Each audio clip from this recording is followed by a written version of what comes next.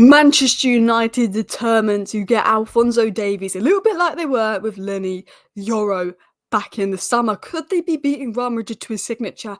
It is the dream move. How has Amorim's training sessions gone? Nypan, Mbeumo, Branthwaite, Ineos preparing maybe a bigger January than anticipated. Back in the summer, it was said that Ineos only had £35 million to spend, and I think that was said by James Ducker, and they spent a lot more than £35 million.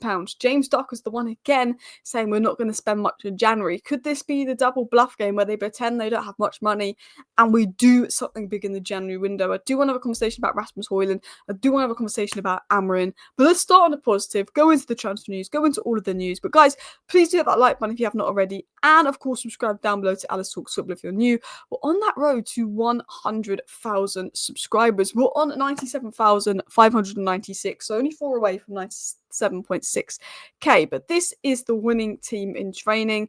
You've got Ahmad and you've got Rashford as pace outlets up top. You've got Bruno and Mount as the number 10s. You've got Godwill and Armour at the back. I think it's a very good team. That was the winning team in training. There is good vibes. It said that Amorim has been described as extremely warm by people within the club.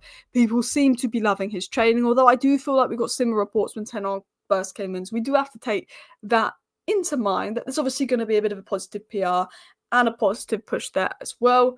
And then Ruben Amorim has blown away the squad with his Mourinho-style confidence as well. He obviously worked under Mourinho at Manchester United, obviously close with Mourinho, and apparently he's got that sort of confidence, he's got that leadership. And the only thing I will say is, because I feel like when Ten Hag came in, we did get some reports, but one thing I will say about Amorim is, from watching his training videos, the way he gets involved in training, the way he instructs the players, it does feel more clear than the training videos I watched under Erik Ten Hag. You know, there's reports coming out that Amorim will utilise the youth, so did Erik Ten Hag. You know, there was reports coming out that players loved Erik Ten Hag's training when he first came in. They love Amorim's training. But the one key difference I see is already in Amorim's communication, what they were doing in those trainings. I felt that it was so much easier to understand and see the principles of it. And I think that's where maybe Ten Hag struggled. And Bruno Fernandes said one of the reasons they looked a bit better under Ruben Amorim is because he brought the fun to training and that they had a good relationship with him. And I think that can make a big difference. But we're not here just to talk about Amorim. We've been talking about him ages. I tell you what, could that Ipswich game just hurry up? Oh, this international break's been so long. I feel like because we've been anticipating him for 2 weeks before the international break and we've had the international break, it feels like forever. But let's dive into some transfer stories on Alphonso Davies, which would be the ideal signing. Breaking report that Manchester United pushing hard to sign Alphonso Davies and are offering more money than both Bayern Munich and Real Madrid. Looks like Amorim sees him as the ideal fullback in the system. He is the ideal fullback in Amorim's system. Manchester United's interest in Alphonso Davies is getting more concrete. The numbers United are willing to offer are higher than Bayern Munich and Real Madrid. Alphonso Davies is one of Man United's dream targets in the summer. Bish, bash, bosh, do it to Euro, do it to Davies, get the deal done. I'm excited. If you can get Alphonso Davies on a free, I don't mind giving him a slightly excessive wage package, because I guess we're not paying a transfer fee for it. But I'm going to be honest with you guys. This is a big offer. Will he turn it down? Is it true? The good sources of information, no doubt in my mind, good sources to Bayern. But could Alphonso Davies be using Manchester United to get what he wants from Real Madrid? I think Alphonso Davies is set on Real Madrid. And I do have this worry that United could be used by Davies and his team to get Real Madrid to hurry up and give him what he wants because of what happened with Euro in the summer. Now, I did say when we were first linked to Euro, is that Euro's team trying to scare Madrid? And I was wrong. Alphonso Davies could have interest in United. Real Madrid haven't looked the best this season, I guess. Even though we've been crap, Real Madrid haven't looked the best. But right now, Man United can't compete with Real Madrid. I don't think we can. We beat them to Euro, but that's because we were more willing to buy Euro. I think because they like to ask players to run down their contract, they will be willing to get Alphonso. I like Alphonso. I dream that it happens. I think it's fantastic. I wouldn't give him crazy wages, but I'd give him a good wage package. We're getting on a free.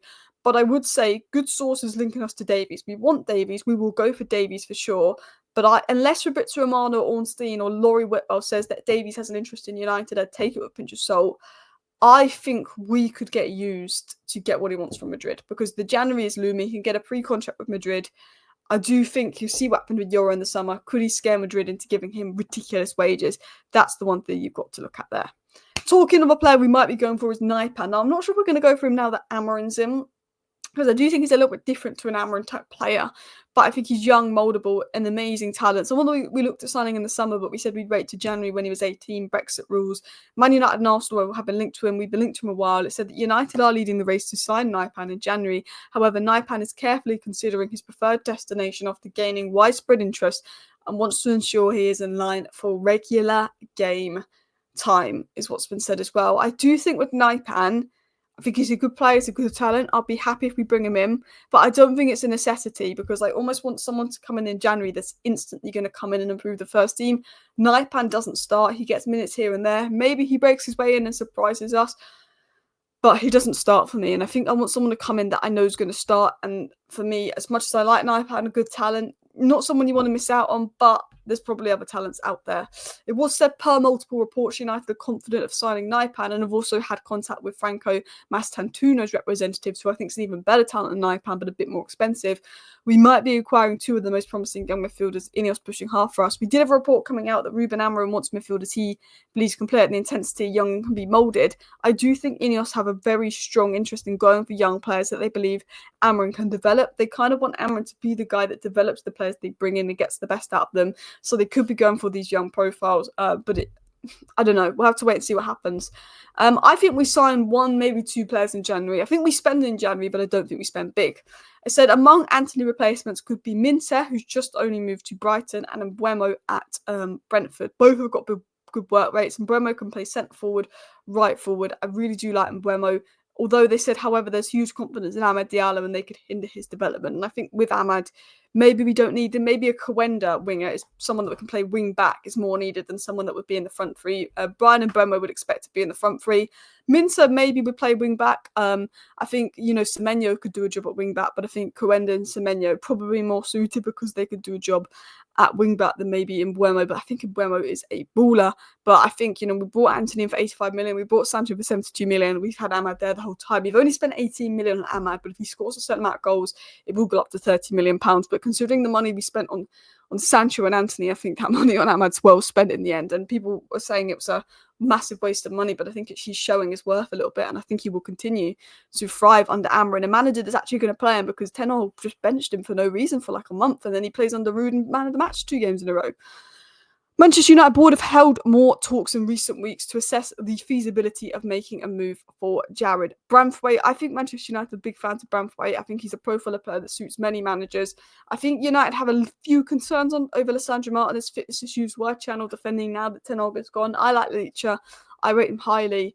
But I do think with Maguire, Evans and Lindelof set to go, we need to sign 2 centre-backs. Whether that's Branthwaite and Diamonde, that could be 2 good options there, is yet to be seen. But I do think we'll need to bring in 2 centre-backs. And then if you have Branthwaite, Diamonde, Yoro, Delic, Martinez, that's 5 really good options. Then you can bring Kokoni through from the youth because he can cover left centre-back and central centre-back. That's 6 really good options there if you're diving into the youth. And Luke Shaw, if he stays around, could play left centre-back. I think, we're in a good position centre-back-wise there. But I wanted to talk about this lastly. Rasmus Hojlund is among the lowest ranked players for passes received in the penalty area and in the final third of the pitch. Rasmus Hojlund has not had a shot in a third of his 55 games for United. In 21 games, he's had 1 or no touch in the opposition box. He's right at the bottom, but he is ranked actually 4th for conversion rate after Mateta, Chan and Chris Wood. And I said I don't think Haaland would get 20 Premier League goals had he played under Ten Hag last year. And I got a bit of stick for that. And I think, yes, I think Haaland would have got more goals than Hojlund. I think Hojlund got 9 or 10 Premier League goals. Maybe Haaland gets 16 Premier League goals. But I think, while some of it is Hojlund and he needs to improve his movement and stuff and he's wrestling players a lot, and Haaland would have obviously got more goals for us had he played striker, I do think generally that the system has basically made it mission impossible.